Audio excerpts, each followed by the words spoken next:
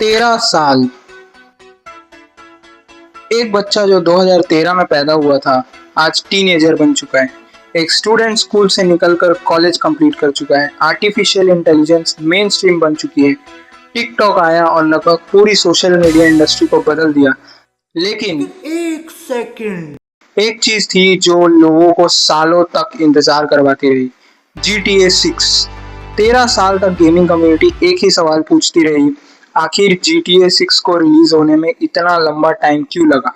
क्या Rockstar games को game बनाना नहीं आ रहा था, या क्या कंपनी सिर्फ GTA 5 से पैसा कमा रही थी, या फिर रॉकस्टार सीक्रेटली गेमिंग हिस्ट्री का सबसे एम्बिशियस प्रोजेक्ट बना रही थी?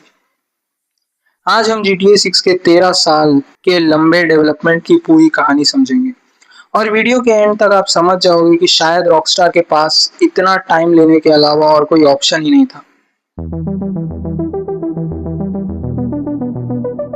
सितंबर 2013 रॉकस्टार गेम्स ने GTA 5 रिलीज किया। उस वक्त किसी को अंदाजा ही नहीं था कि ये गेम कितना बड़ा होने वाला है। नॉर्मली गेम कंपनीज क्या करती हैं, एक गेम रिलीज करती है, 2 या 3 साल बाद उसके सीक्वल रिलीज कर देती है। लेकिन GTA 5 के साथ कुछ अलग हुआ। गेम हिट हुआ, फिर सुपर हिट हुआ, और फिर गेमिंग इंडस्ट्री का मॉन्स्टर बन गया। मिलियंस नहीं, hundreds of millions copies sale हुई, और फिर आया GTA ऑनलाइन। यहीं से सब कुछ बदल गया। प्लेयर्स वर्चुअल कार्स खरीदने लगे, बिजनेस खरीदने लगे, प्रॉपर्टीज खरीदने लगे, और रॉकस्टार के अकाउंट्स में हर साल बिलियंस ऑफ डॉलर्स आने लगे। अब जरा रॉकस्टार की पोजीशन इमेजिन करो। आपके पास एक ऐसा प्रोडक्ट है जो रिलीज होने के 10 साल बाद भी पैसे प्रिंट कर रहा है। तो क्या आप उसका रिप्लेसमेंट जल्दी लॉन्च करोगे? प्रोबेबली नहीं। और यही GTA 6 के डिले का पहला रीजन था। शायद रॉकस्टार को जल्दी ही नहीं थी।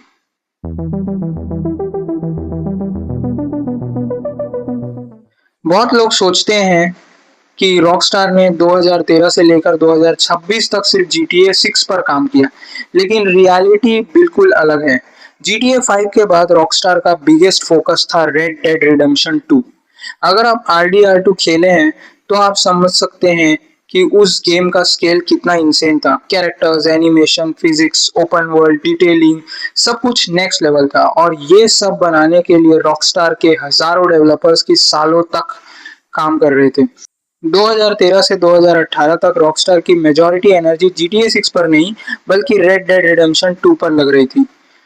तो जब तक RDR2 रिलीज हुआ तब तक GTA 6 का सीरियस डेवलपमेंट अभी प्रॉपरली स्टार्ट भी नहीं हुआ था।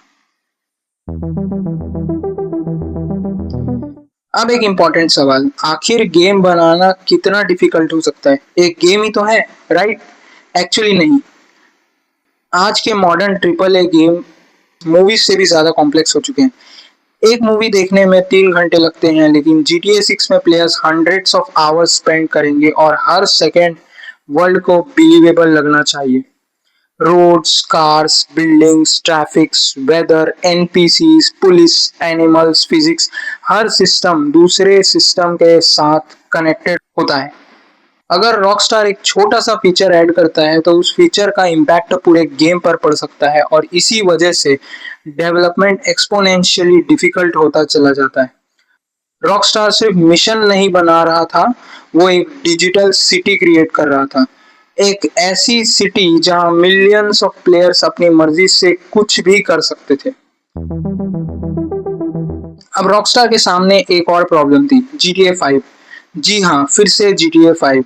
जब कोई प्रोडक्ट इतना सक्सेसफुल हो जाता है कि पूरी इंडस्ट्री उसे बेंचमार्क माने, तो उसका सीक्वल बनाना नाइटमेयर बन जाता है। फैंस सिर्फ एक न्यू GTA नहीं चाहते, वो कुछ रिवॉल्यूशनरी चाहते थे।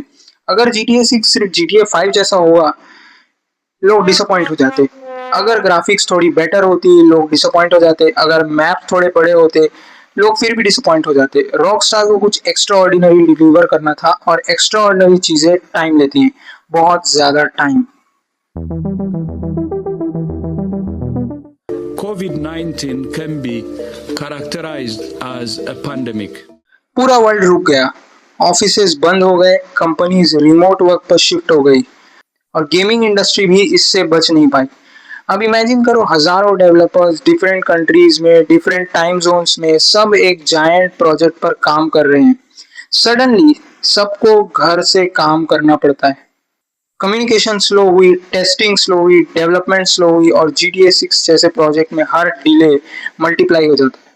पेंडेमिक ने रॉकस्टार की टाइमलाइन को और पुश कर दिया।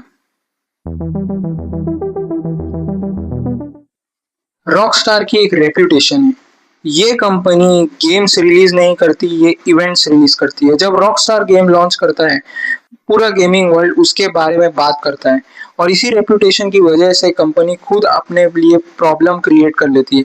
रिपोर्ट्स के अकॉर्डिंग रॉकस्टार डिटेल्स को लेकर ऑब्सेस्ड होती है। ऐसे फीचर्स पर भी मंथ्स स्पेंड किए जाते हैं जो शायद प्लेयर्स नोटिस भी ना करें, लेकिन रॉकस्टार नोटिस करता है और इसी परफेक्शनिज्म ने GTA 6 की डेवलपमेंट को और लंबा बना दिया। फिर 2022 में गेमिंग हिस्ट्री का सबसे शॉकिंग लीक हुआ। GTA 6 के डेवलपमेंट वीडियोस इंटरनेट पर आ गए, लोगों ने फुटेजेस देखी और कई लोग शॉक हो गए। ये तो अनफिनिश्ड लग रहे थे, ऑफ कोर्स अनफिनिश्ड लग रहे थे, गेम भी डेवलपमेंट में था, लेकिन इस लीक ने एक चीज प्रूव कर दी, रॉकस्टार एक मैसिव प्रोजेक्ट पर काम कर रहा था और अब दुनिया को पहली बार उस प्रोजेक्ट की एक झलक मिल गई। तो GTA 6 को 13 साल क्यों लगे? क्योंकि रॉकस्टार एक ही प्रॉब्लम सॉल्व नहीं कर रहा था, वो एक साथ मल्टीपल बैटल्स लड़ रहा था। GTA 5 की अनप्रेसिडेंटेड सक्सेस, RDR2 का डेवलपमेंट, मॉडर्न गेमिंग की इंक्रीजिंग कॉम्प्लेक्सिटी, कोविड पेंडेमिक और सबसे बड़ी चीज रॉकस्टार की परफेक्शन की ऑब्सेशन। लेकिन शायद सबसे इंटरेस्टिंग बात यह है कि GTA 6 को बनाने में 13 साल नहीं लगे, रॉकस्टार को गेमिंग इंडस्ट्री की एक्सपेक्टेशन को क्रॉस करने में 13 साल लगे।